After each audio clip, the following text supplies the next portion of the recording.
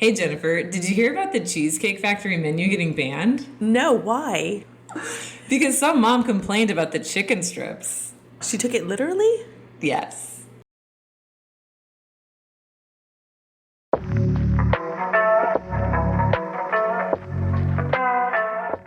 Welcome to MILF. I'm Courtney. And I'm Jennifer. And we are two moms into literary freedom.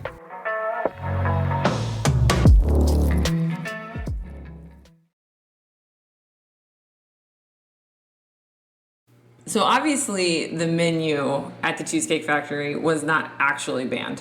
No, but it does seem like it's something that could happen. Exactly. But we got this from a... TikTok video. Yes, it's a parody that LeVar Burton did. Mm-hmm. Instead of a reading rainbow, it's called Banned Book Rainbow. Mm-hmm. And we'll link the episode. Yeah, it's like the video. It's like a mini episode on TikTok. It's like 3 minutes long, but it's hilarious. Yeah, it's really funny. So it's just like a parody of him. And he talks about it. He's like, at the end, he's like, okay, kids, I'm going to read you now a book that will never be banned.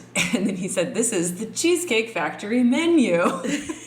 And he starts reading it and he goes, chicken strips. And then an angry mom comes in and she's like, a chicken that strips? Not on my watch. Yeah. She's like, let's go, honey. And then the kid's like, you're not my mom. Which I think is perfect because there's all these, quote, moms for liberty that aren't actually anyone's mom. Right. And they're trying to decide what books our kids read. And we see this a lot. And really what they should have just done is like cut out a picture of a chicken nugget and put it on top of the chicken strip. Right. Just cover the word strip and put nuggets on top. Yeah. Like they're doing with the books. Exactly. Because this is not a joke. This is not a parody. This is not a spoof.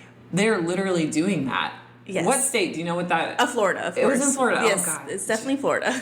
Okay, so there's an article that we'll link about how Moms for Liberty is like claiming that all of these books are they have nudity in them, and so they're saying that they're dangerous and harmful to kids. And one of them is a very popular book, I think, called Unicorns Are the Worst, and it's about this cute little goblin who hates unicorns, right? And the pictures are so cute and bright and colorful, and it's like just a funny book that any kid would love to read who's learning how to read, right? So Innocent. Yeah, so there's one picture of like the goblin who's like washing his shorts off because the unicorn got glitter all over his shorts. So he's like, do you realize how hard it is to get glitter out of a smock? So we all know that struggle. Yes, glitter. I feel you, goblin. So it's a picture of him washing glitter out of his smock, but you can see his cute little butt. Which is like a very round goblin, like cartoon butt. blue butt.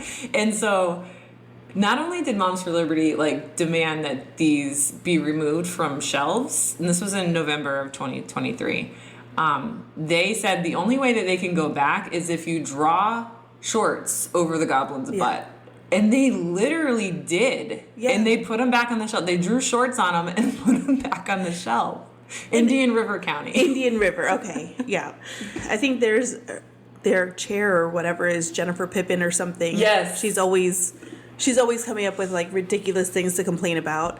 And this was one of them. There's literally a pair of overalls that have been cut out and glued onto the goblin. And now the kids are going to want to know what's under it. Yeah. To me, that draws more attention to it. If I were a kid, I would peel the overalls off. Right. And then I'm looking at what defamation of school property. Right. And now I'm thinking this is something naughty when it wasn't something that's naughty. Yeah. Like we're making things naughty that aren't naughty and bringing shame. It's really weird. Really weird. I'm sorry. That's so weird of them to do. Yeah. Oh, another one is David, the No David books. Oh, yeah. Which I love those books, but it's the same thing. Running away naked, which, it's normal. Like if you have a kid, all these kids have little siblings, not all these kids, but they have siblings or little cousins. But they know what butts look like. They have mirrors. Babies love to take their diapers off. There's nothing perverted about that unless you're perverted. Yeah, and that's actually what a lot of these moms were saying. They used the P word, but it wasn't perverted. Can we say perverted on this? Yeah, we can episode? say perverted. Okay. I think there's another one that I think we're not going to say. Okay. But it's so stupid because it's not. Like, these are just like children's books with cute cartoon characters. Yeah, it's really innocent. Like we need to... And there is one called Into the Light of the Night Kitchen, and it's an older book. I haven't read it, but on the cover it has a toddler, maybe like 1 or 2, and you can see his I'm just gonna say it because penis is not a bad word. You can see his penis, and it's a cartoon. But he's like sitting on a tub or something. He's like in a bowl of jelly or okay. something. I think it's like, again, a little like fiction thing, but like the thing about that is, you know, it's just like with breastfeeding and how we've made breastfeeding some sort of like inappropriate thing, and it's really, these are just body parts that kids need to understand, and if we as the adults are making them to be prurient or shameful, then that's just going to make kids grow up and think that, you know, their bodies are prurient and shameful, and it's not. There's nothing sexual about these books at all. Right. That's the thing right there. Yeah. Sorry, we're recording at my mom's house, and she has bird feeders everywhere, and so birds and squirrels are constantly saying hello to us. So we're like the dog in the movie Up, squirrel. Yeah. But yeah, so we'll link the LeVar Burton spoof to, what was it called? Banned Book Rainbow. Banned Book Rainbow. In the show notes, because that's super fun to watch. And also to the story on the books, yes, being covered up because, you know. Drawing overalls on naked goblin butts, which I just think is so funny. So this is a junior episode, and we are going to cover the book Sulwe by Lupita Nyong'o, and illustrated by Vashti Harrison. Thank you for reading that, Jennifer. And actually, we're going to talk. So, is Lupita Hispanic? I believe so. I think she's Mexican. Okay. Don't quote me on that. I just remember seeing something and I was like, oh my God, that's so awesome. She speaks perfect Spanish. Oh, yeah. And it's just really awesome that she covers both cultures. She is a Mexican-Kenyan actress. So she was born in Mexico.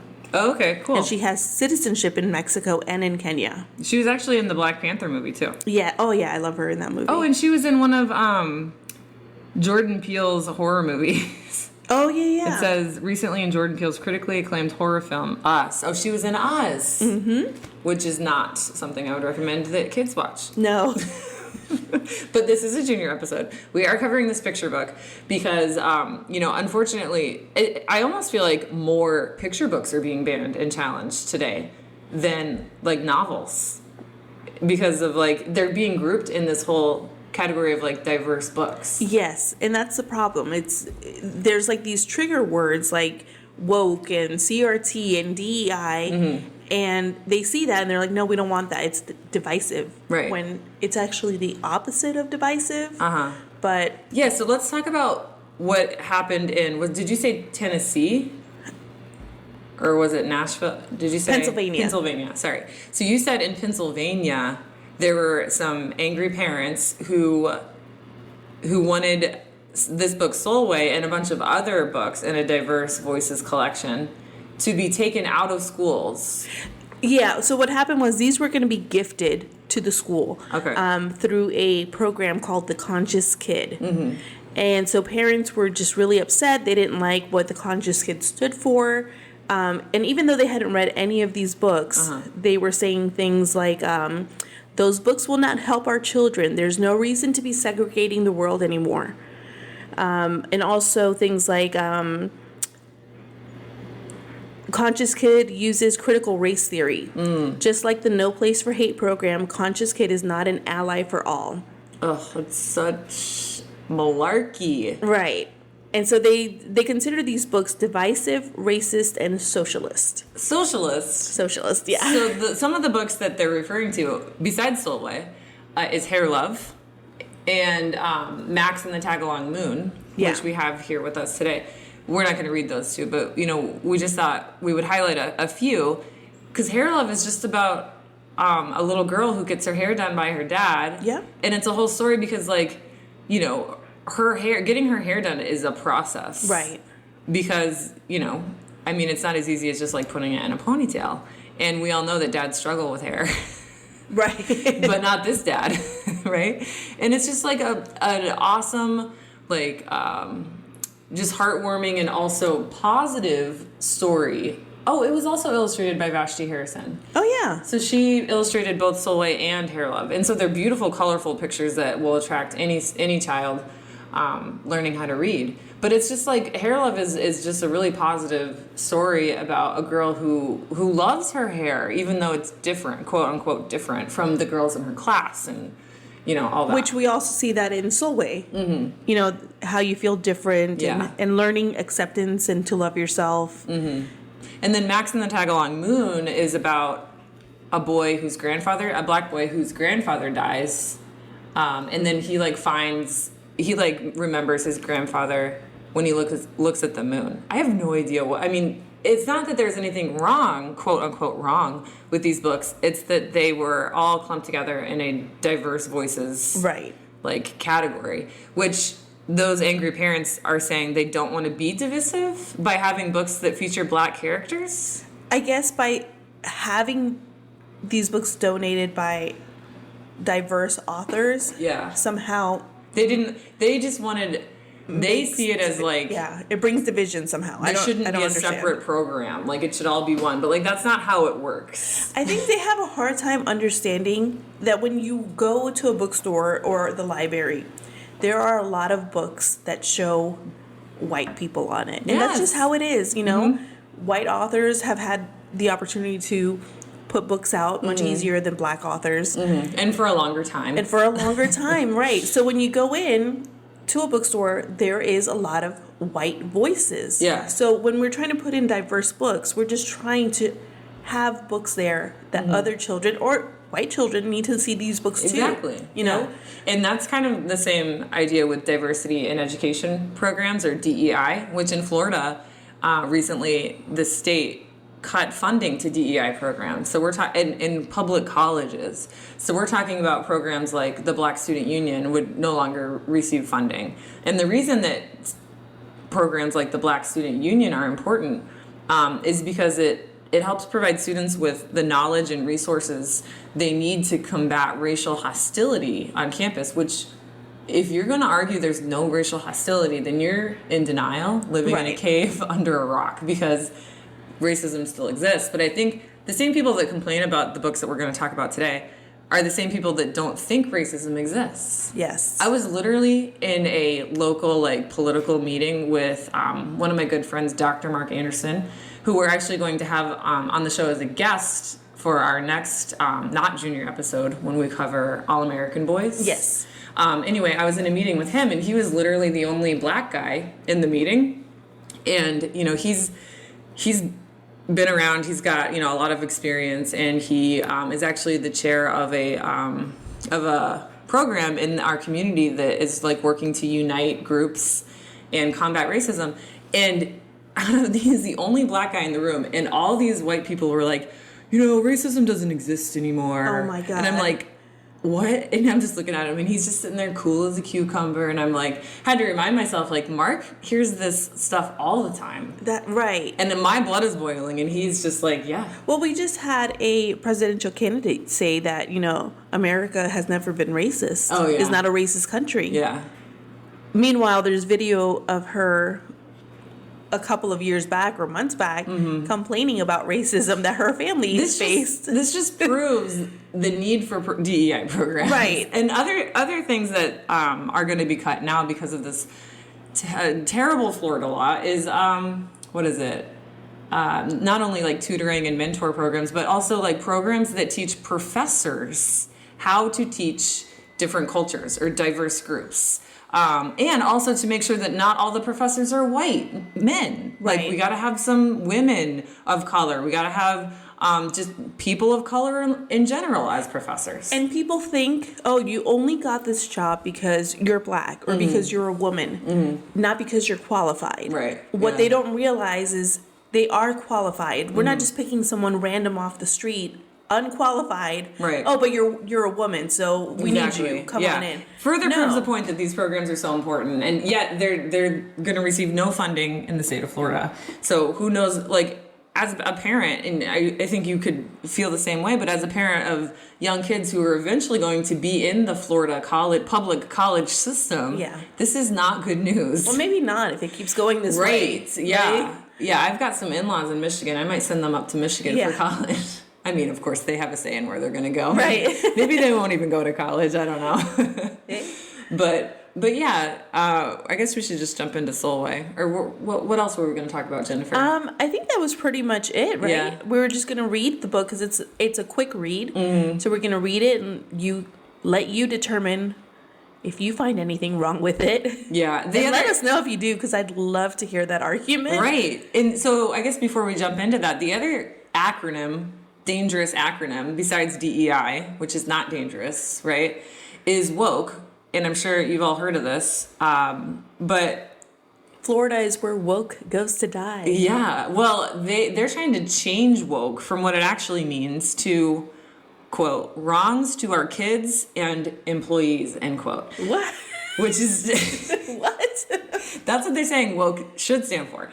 But for those listeners who don't know where woke came from, woke is like what black people said or say, like starting like as early as the civil rights movement, like stay woke, like wake up. And it started with a song, right? Oh, maybe, I'm not sure. All I know is that it had a positive meaning. Yeah. Which was, and it still does to me, have a positive meaning. It just means like being aware that racism still exists. Right. The opposite of I don't see color. Yes. Or, keeping your eyes closed, like you're not going into something blind. Mm-hmm. You're aware and paying attention. Mm-hmm. You're woke. Exactly. I can't. What did they want to change it to again? Wrongs to our kids and employees. So that doesn't even make sense. No, it's like what are we wronging our kids by teaching them that colorism, which is a very strong theme in the book Sulwe, actually exists. And where'd that T come from in woke? Oh, yeah, no, they just added that. The T, it's really W-T, Watoke, because there's an A in there, too. Watoke, okay, all right. But yeah, this book is about colorism. And so the author, has dark skin, and so does the main character, Sulwe. She has skin like dark as midnight. And it's interesting to talk about because, like, a lot of times when we're talking about African Americans, we say black. Right. And when we're talking about Hispanic people, we say brown. Right? Right. And, a lot of white people, women in particular, think it's wrong to say black and brown. Right. Did you know that? No, I have. Yeah. And so you'll hear white women say, like, I'm sure men too, but mostly I've only seen this in women. Like, at firsthand, I've experienced white women being like, don't say black, say African American. I'm like, I don't think black is a bad word. Right. And it's weird because I hear different opinions, mm-hmm. right? So some people prefer people of color, mm-hmm. black, African American. Mm-hmm. Some people don't like being called African American because they don't identify with the continent of Africa. Right. And they just want to live their lives. They just, they identify as a black person or as a brown person or whatever. Or maybe they want to identify as something completely different. Like, and it's colorism is so weird because I fall into that, right? Because mm-hmm. I am on paper a white woman, mm-hmm. right? On paper. I don't identify with being white. Like, mm-hmm. I don't know. When I think white, I think I can see, right. Like, I'm a white woman. American, and I was born here in the United States, but I still identify very much with my Latin roots. Yeah. And I feel like when white people see me, mm-hmm. they don't see me as a white person. Mm-hmm. Even though I'm white passing. Mm-hmm. But they still look at me and say, you're white, but mm-hmm. you look like you fall into another category too. Yeah. So I'm never white enough. So you're like the white person, or you're the quote brown person who's less likely to steal because your skin is a little bit lighter. Yes. Yeah. And I recognize that privilege that mm-hmm. I've had mm-hmm. because my father is darker skinned than I am, and I have family that's darker skinned than I am. Mm-hmm. And so meanwhile I have lighter eyes, lighter skin tone. My hair is not like a jet black or mm-hmm. darker black. It's like a lightish brown. Mm-hmm. So even when I would go back to visit like family in my country of Guatemala, they would call me La Gringa. Oh, really? Yeah, because I came from the United States and because I was lighter skinned. Right. So I was La Gringa. So that's a form of colorism. Yes. Okay. And did they do this playfully? Like, did it hurt your feelings or? It was people I didn't even know. They would just be like, "Oh, your cousin La Gringa," you know, like. Yeah. And so, you see that a lot in this book. Yeah, I just thought it was weird, like, but I'm not La Gringa. Right. You know, La Gringa is what I would call, you know, the white people in right, you know, La Gringa. I know La Gringa. So it's just, it was weird. Yeah. But then I kind of was like, whatever. I've always had a little bit of an attitude, so I was like, call me whatever you want. I don't care. Yeah. Haters gonna hate. But yeah, you see it. And colorism in there, like, I am what people want to be in that sense. Okay. Because the lighter you are, the more privilege you because have. it's race. There's racism. Yeah. The white supremacy is evident there. Yeah. Let's not pretend like the Aryan race of having light skin and light eyes and light hair didn't exist and still doesn't. I mean, it still exists to this day. Yeah, and you see it. They'll talk about their children. Oh, you know, la negrita is you know, like, you'll say something about a darker skinned family member, and they'll be nicknamed la negrita, which is the black girl. But it's said like as an endearment, but it's also like, oh, you're black. You're not as cute as the white girl. Yeah. So, and it's internalized, right? Because we're talking about ourselves or our children, right? And we don't realize that we're doing it. Yeah. But yeah, we definitely do it. And that's why we chose this book. Because this book basically explains everything that Jennifer just explained, but in like a kid-friendly, beautiful terms, like with beautiful pictures, right? And if more people and kids like had access to this book, then it would just give them a way to sort of, you know, to figure out like their feelings. Right. And to identify with someone who is, of their own, you know, isolated within their own culture. Yeah. Which is colorism. Yeah. And in the book, it's exactly that. Her family, you know, she's the darkest of her family. So there's not even anything for anyone who would say it's divisive. Yeah. This is not even a white story where there's like a white person that's bad or anything like that. Exactly. It's just educational to everybody. Yeah. Every culture should, you know, have a book like this that helps them understand.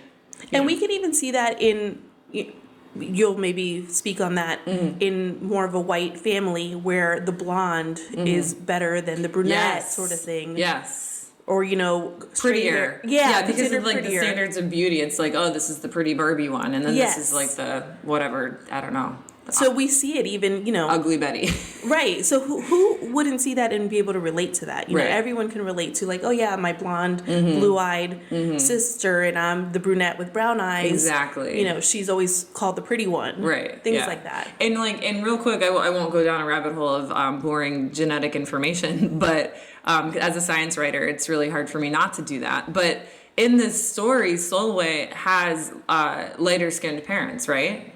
Yes. And so, but genetically speaking, like there are 6 different versions of the skin gene, the skin color gene. So Sulwe has all 6 versions of that gene. Oh. And that's why she's so dark. But a lighter skinned person might only have 1 version of that gene. But if you have parents that are both like medium skinned. Okay. And they each, let's just say they each have 3 versions of the skin color gene, they can have a child with 6 because 3 + 3 is 6. Oh. So that's I mean, it's just genetics. And the opposite could be true too. Like you could have darker skinned parents have a lighter skinned child. That's interesting. A little science lesson in there. Always got to have the science lessons. All right. So I guess we should just jump into it, right? Yeah, let's go. Okay. So. Let's go. I felt like I was rushing you there. No. I wasn't rushing you. Quit telling me what to do, Jennifer. No, okay, so it says, Sulwe was born the color of midnight. You're going to hear the book pages. That's okay, it's authentic. She looked nothing like her family. Not even a little. Not even at all. Mama was the color of dawn. Baba the color of dusk. And Mitch, her sister, was the color of high noon. Hardly anyone at school looked like Sulwe either. People gave her sister Mitch pet names like Sunshine and Ray and Beauty. People gave Sulwe names like Blackie and Darky and Night. Sulwe felt hurt every time, so she hid away while her sister made lots of friends. And that's exactly what we just got done talking about. And what you're seeing, what you as the listeners can't see, is the illustrations of this are, first of all, so beautiful and colorful. But it looks like a predominantly black and brown school. Right. And so these are black and brown students that are teasing Sulwe. But I love how the author talks about how skin is like described in different ways, like dusk, midnight, dawn, and high noon. That's a beautiful way to describe it. The illustrations are just this book, the illustrations are great. I'm a big fan of like night skies and stars and galaxies, and that's illustrated a lot. And this book's beautiful. Yes. Sulwe dreamed of being the same color as her sister. She wanted real friends, too. So she got the biggest eraser she could find and tried to rub off a layer or two of her darkness. That hurt. I think when I was reading this to my 5-year-old, like a year ago, I started crying. And I'll tell you, I have heard kids actually do that. Oh, because they're babies. Yes. And they don't know. They're like, oh, I'm just going to erase my skin. Yeah. Oh. See, that's why books like this are so important, so that they feel seen and loved, you know? She crept into Mama's room and helped herself to her makeup. Oh no, she would hear about this from Mama. And then it shows a picture of her putting like white powder all over her skin and making a huge mess. Sulwe decided to work from the inside out and ate only the lightest, brightest foods, like mushrooms and bananas and crackers and bread. Thinking that would bleach her skin. Oh, so sad. Which people actually did bleach their skin with lemon juice, like back in the day. Like what we were talking about, like, you know, you had more privilege the lighter skinned you were, or like you were more beautiful the lighter skinned you were. So like even white women would lighten their skin with lemon juice and not get suntanned. It's definitely something that we have grown up learning that that's how it should be, and it's not. And our society just perpetuates that standard of beauty. And books like this help to undo that. Thank you. Exactly. That's exactly it. Yeah. With a stomach ache, she went to bed early and turned to God for a miracle. Dear Lord, why do I look like midnight when my mother looks like dawn? Please make me as fair as the parents I'm from. I want to be beautiful, not just to pretend. I want to have daylight. I want to have friends. If you hear me, my Lord, and would like to comply, may I wake up as bright as the sun in the sky. Amen. And of course, she doesn't wake up. In this part, oh my gosh, I'm not going to cry. When Mama came in to wake her for school the next morning, Sulwe rose to find not a trace of daylight in her midnight skin. And then her mom comes in and sees how sad she is. Sulwe told Mama everything. And then she's hugging her, which... I know. I'm not crying, I promise. It's really hard when you have kids that are this age. Yes. As a parent, you can relate to the mom and what she's feeling then. Because anytime your kids tell you anything that happens at school that's negative, you're like, anything who are they? I'll beat them up. Names. I need names right now. Oh, man. Mama asked, what is your name? Sulwe, she muttered. And what does it mean? Star, Sulwe whispered. Brightness is not in your skin, my love. Brightness is just who you are. As for beauty, Mama said, rubbing Sulwe's stomach the way she always did to comfort her, you are beautiful. Sulwe sighed. Well, you are beautiful to me, but you can't rely on what you look like to make you feel beautiful, my sweet. Real beauty comes from your mind and your heart. It begins with how you see yourself, not how others see you. Now up you get and out you go. Wonderful message. How could she, as dark as she was, have brightness in her? How could she have beauty when no one but her mother seemed to see it?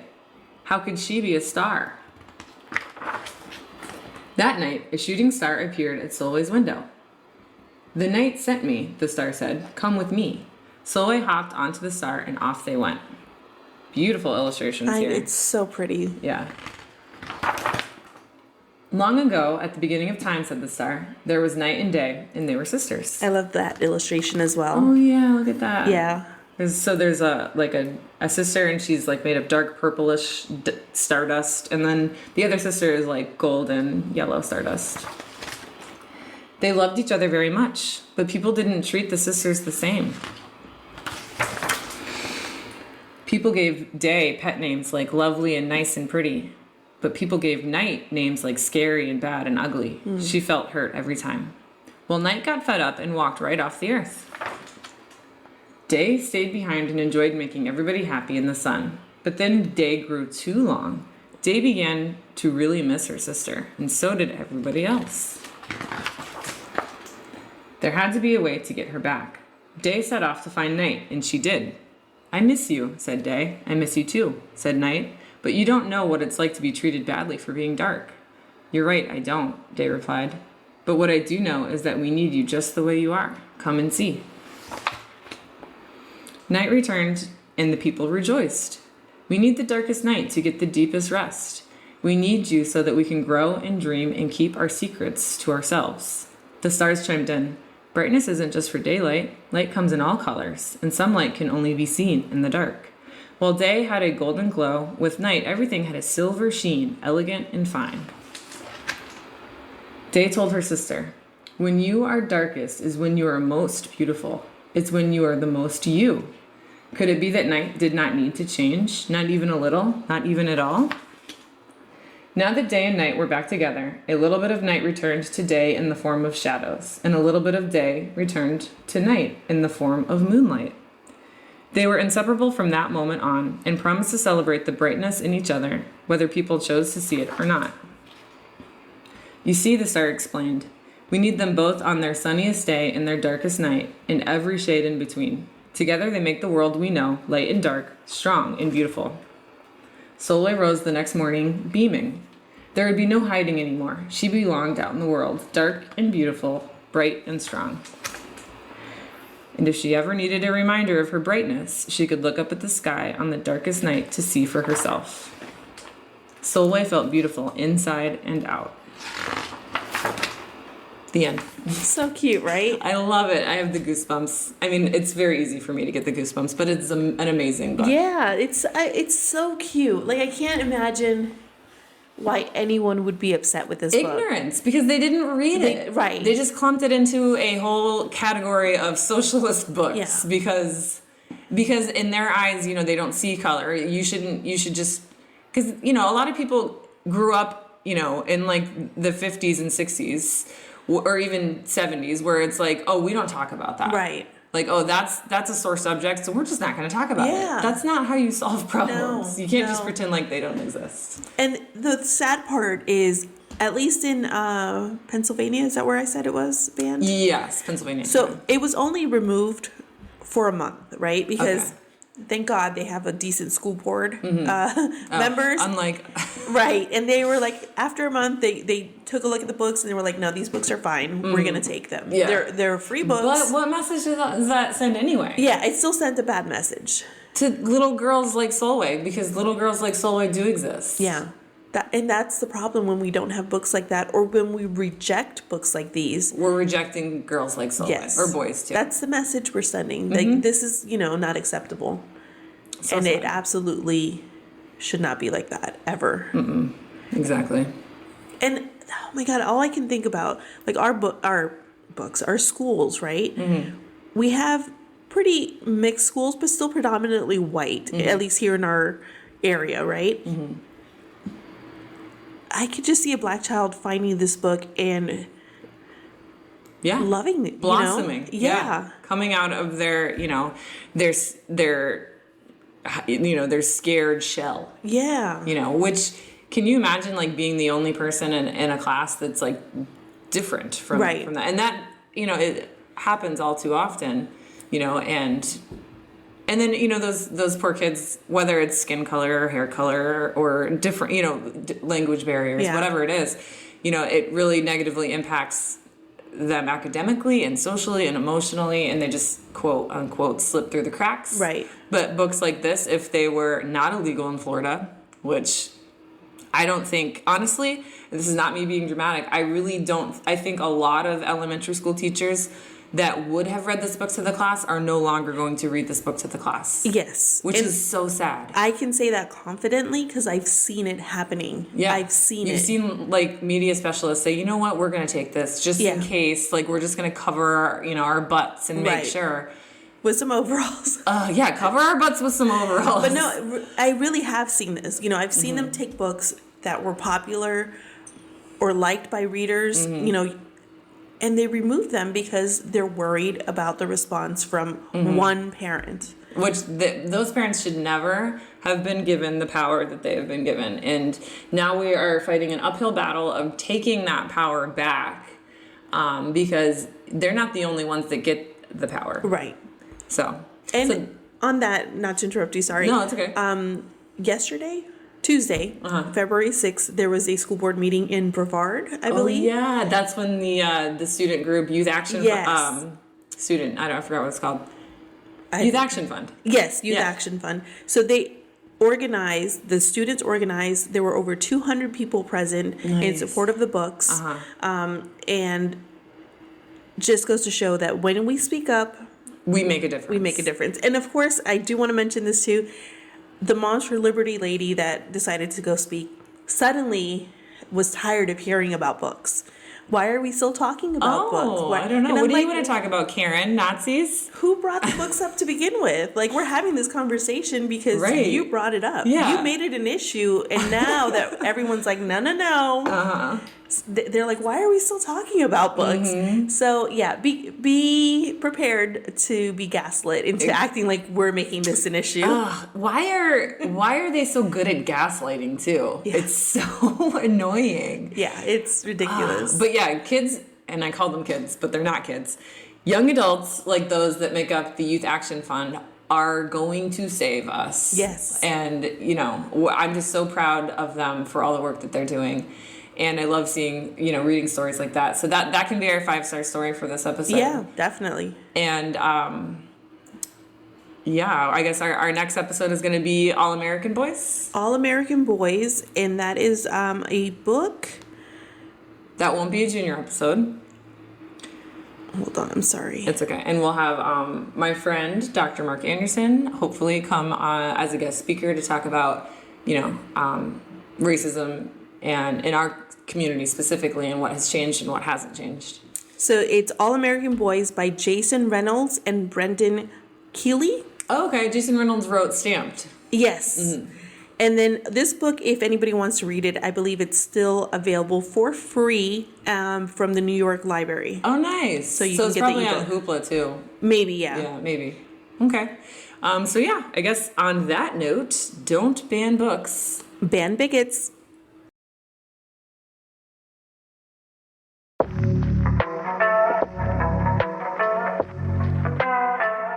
This episode has been engineered and mixed by your hosts, Jennifer Mendoza and Courtney Green. Thanks for listening, and be sure to follow us at MILF for Books. That's MILF, the number 4, books, on TikTok, Instagram, Threads, and X or Twitter or whatever you want to call it. And don't forget to help the show by rating us wherever you get your podcasts.